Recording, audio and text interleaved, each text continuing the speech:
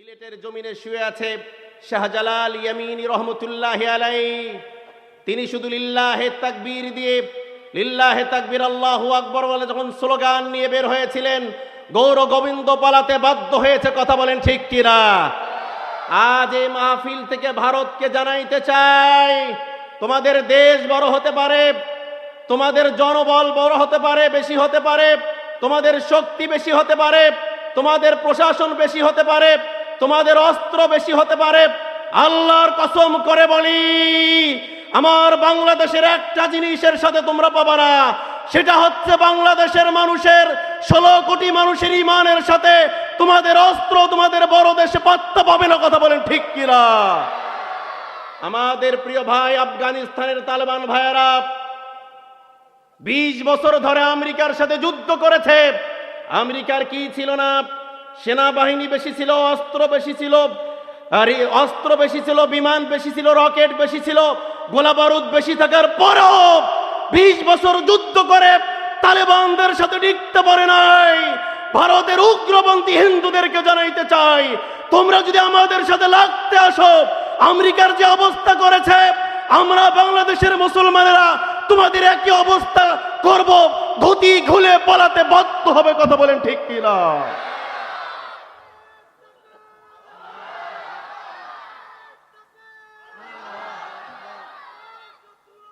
আপনাদেরকে আমি সজাগ করে যাই, খুব অচিরেই গজওয়াতুল হিন্দের ডাক আসতে পারে।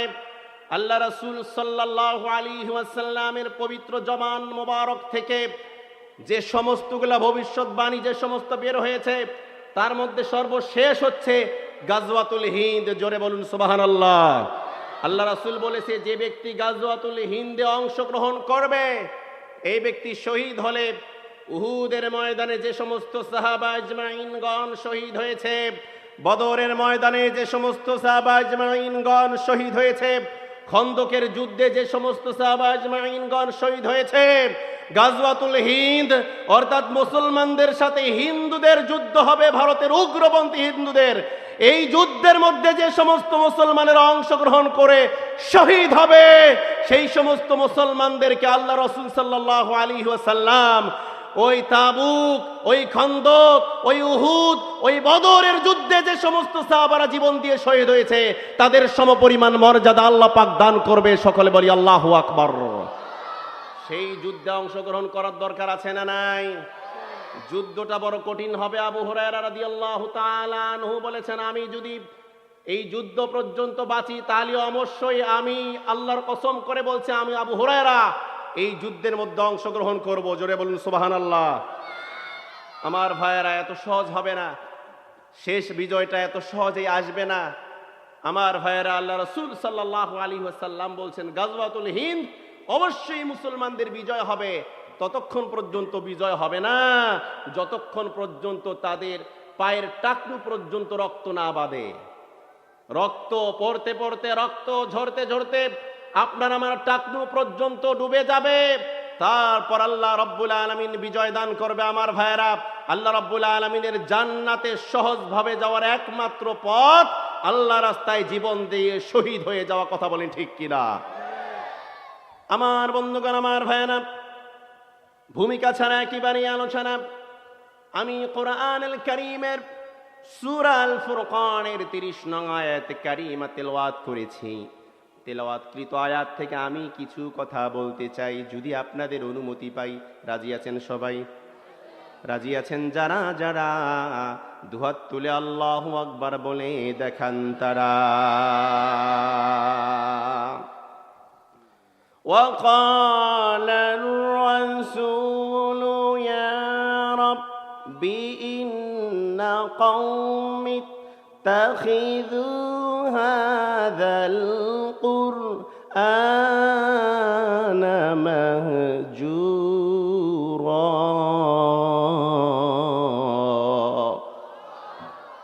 খুব মনোযোগ দিতে হবে আমার ভাইয়েরা, আমার বন্ধুগণ। আল্লাহ রাব্বুল আলামিন কি বলছেন? কিয়ামতের ময়দানে আপনার আমার শাফায়াত করবে, সুপারিশ করবেন একজন। তিনি কে? আওয়াজ নাই, জোরে বলেন, তিনি কে? আল্লাহ রাব্বুল আলামিন আপনাকে আল্লাহ রাব্বুল আলামিন তার হাবিবকে এত মর্যাদা এত সম্মান দিয়ে দিবে, হাবিবকে ডাক দিয়ে বলবে, ও আমার হাবিব, যাও, তোমাকে পারমিশন দিলাম, তোমার সমস্ত উম্মতের আমলনামাগুলা তোমার হাতে তুলে দিলাম। ও আমার হাবিব, তোমার সম্মান আমি বাড়ায় দিলাম, যাও যাও, তোমার যে যে উম্মতকে পছন্দ হয় তাদেরকে শাফায়াত করে আমার জান্নাতে নিয়ে যাও। জোরে বলুন সুবহানাল্লাহ। আল্লাহ রাব্বুল আলামিন কি বলছেন? আল্লাহ রাব্বুল আলামিন সূরা আল ফুরকানের 30 নং আয়াত কারিমার মধ্যে স্পষ্ট করেছেন, আল্লাহ রাসূল সাল্লাল্লাহু আলাইহি ওয়াসাল্লাম বলবেন, হে আমার রব, কিয়ামতের ময়দানে আল্লাহর নবী আলাইহিস সালাতু ওয়াস সালাম আল্লাহ রাব্বুল আলামিনকে ডাক দিয়ে বলবে, হে আমার রব, আমাদের উম্মতদের মধ্যে খুব মনোযোগ দেন আমার ভাইয়েরা, কান খুলে শুনেন, হৃদয়ের কান দিয়ে শোনেন। আল্লাহ রাসূল সাল্লাল্লাহু আলাইহি ওয়াসাল্লাম কিয়ামতের ময়দানে আল্লাহ রাব্বুল আলামিনকে ডাক দিয়ে বলবে, আল্লাহ, আমার উম্মতের মধ্যে যারা এই কোরআনকে পরিত্যাজ্য করেছিল, যারা এই কোরআনকে বাদ দিয়ে নিজের জীবন, সামাজিক জীবন, পারিবারিক জীবন, রাষ্ট্রীয় জীবন যারা পরিচালনা করেছিল, ও আল্লাহ রাব্বুল আলামিন, তাদের বিরুদ্ধে আমি কিয়ামতের ময়দানে মামলা দায়ের করলাম। নাউজুবিল্লাহ বলেন। তাহলে এখান থেকে বোঝা গেল, কিয়ামতের ময়দানে আল্লাহর নবী শুধু শাফায়াত করবে না, আল্লাহর নবী কিছু কিছু মানুষের বিরুদ্ধে কি দায়ের করবেন? জোরে বলেন।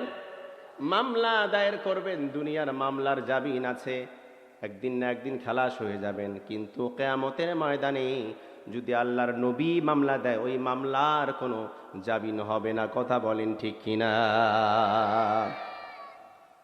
আমার বন্ধুগণ, আমার ভাইয়েরা,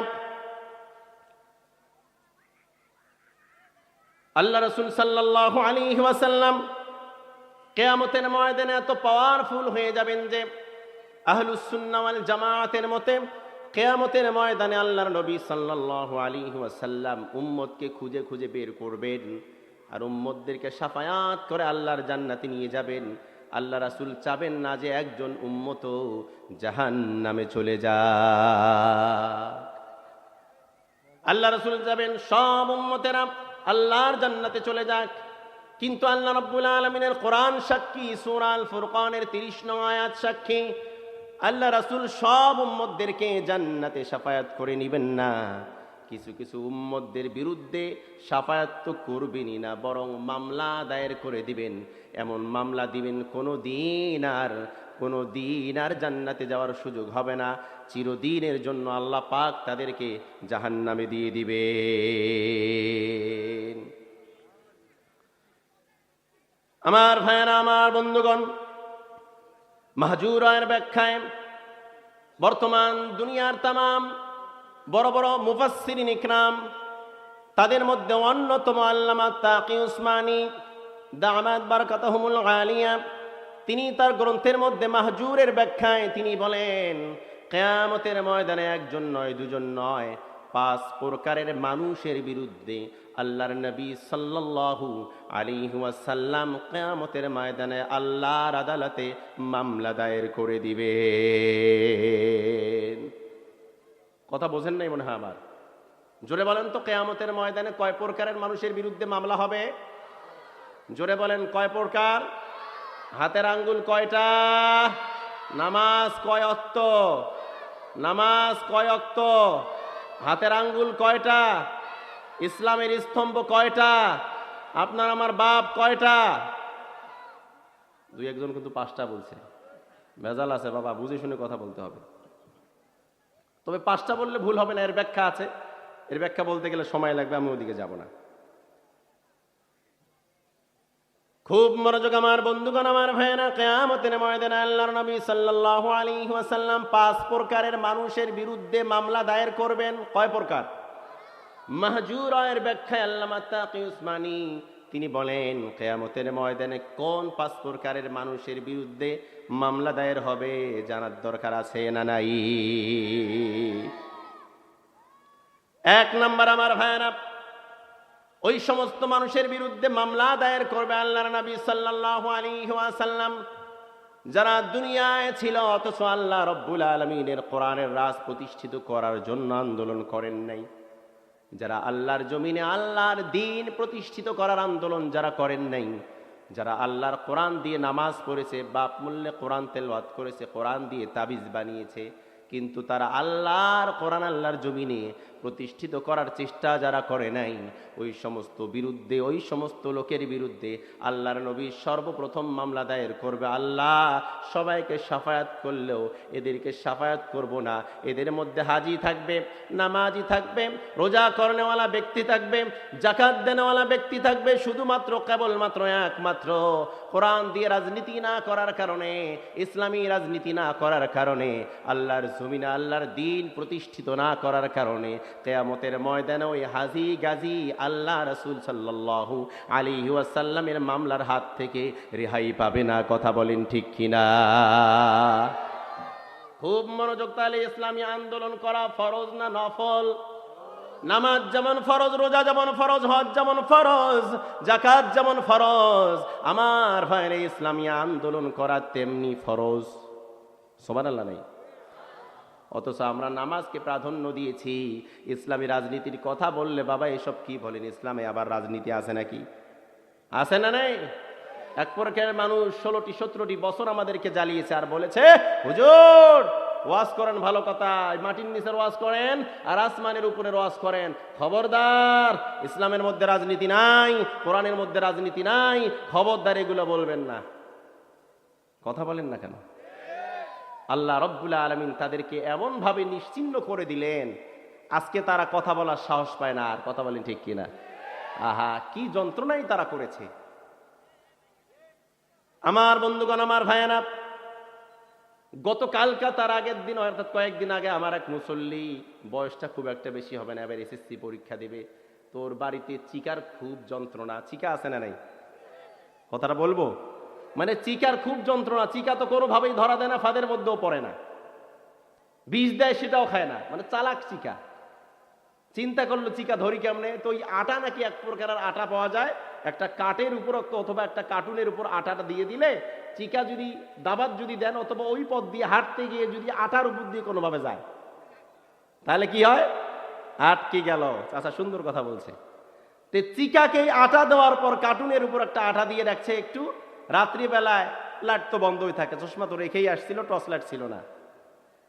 চিকাকে যখন পাকড়াও করছে, যখন তাড়া করছে, তখন চিকা ইয়া নাফসি বলতে বলতে আয়াতুল মানে পড়তে পড়তে দৌড় দিছে, দোয়াইনুস পড়তে পড়তে যখন দৌড় দিছে, দৌড় দিয়ে গিয়ে ওই কার্টুনের আটার উপর বসে গেছে, আর নড়ে না, নড়তে চায় আর নড়ে। চিকার মোটামুটি শক্তি ছিল, তো অনেকদিন ক্ষমতার মধ্যে ছিল, দারুণ শক্তি ছিল। টানাটানি করতে করতে জোরে টান দিছে, ছিঁড়ে গেছে লেজ, চিকা চলে গেছে, লেজটা রয়ে গেছে। কথা বলেন ঠিক কিনা?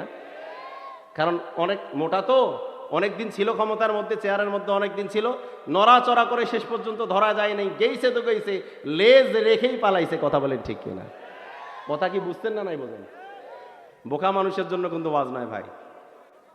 আর এই চিকার লেজের যন্ত্রণায় আজকে আমরা আর বাঁচি না। কথা বলেন ঠিক কিনা? সর্বশেষ তারা হিন্দুদের ইসকন হয়ে ফিরে এসেছে। কথা বলেন ঠিক কিনা? তারা বাংলাদেশের মধ্যে একটা অরাজকতা সৃষ্টি করার জন্য পায় তারা করতেছে। তারা বাংলাদেশের মধ্যে যুদ্ধ বাজার চেষ্টা করতেছে। কয়েকদিন আগে চট্টগ্রামে আমাদের এক মুসলমান ভাইকে জবাই করেছে। শাহজালালের জমিন, শাহ মাকতুবের জমিন, কারামত আলী জৈনপুরের জমিনে একজন মুসলমানদেরকে উগ্রপন্থী ইসকনের সদস্য হিন্দুরা কিভাবে আমার মুসলমান ভাইয়ের গায়ের মধ্যে আঘাত করতে পারে, জবাই করতে পারে। আর একটাবারের জন্য কোন মুসলমানের গায়ের মধ্যে ফুলের টোকাও যদি পড়ে, এদেশের মুসলমানেরা ঘরের মধ্যে বসে থাকবে না। যার হাতে যা আছে তাই নিয়ে রাজপথ দখল করবে। ইসকনের সদস্যরা এই বাংলার জমিনে তাদের ঠাঁই হবে না। কথা বলেন ঠিক কিনা মুসলমান? তোমরা আছো, তোমরা থাকো। আমাদের ইসলাম আমাদেরকে সভ্যতা শিখায়, আমাদেরকে নম্রতা শিখায়, ভদ্রতা শিখায়। তবে তোমরা যদি আমাদের ধর্ম, আমাদের ইসলাম, আমাদের কোরআন, আমাদের মুসলমানকে নিয়ে যদি খেলতে আসো, এই খেলার মধ্যে তোমাদের বুবু পারে নাই, তোমরাও পাবা না। আবু জেহেলও পারে নাই, উতবা পারে নাই, সাহেবা পারে নাই, ওলীদ ইবনে মুগীরা পারে নাই, শেষ পর্যন্ত আওয়ামী লীগ পারে নাই, তোমরাও পারবে না। কথা বলেন ঠিক কিনা মুসলমান?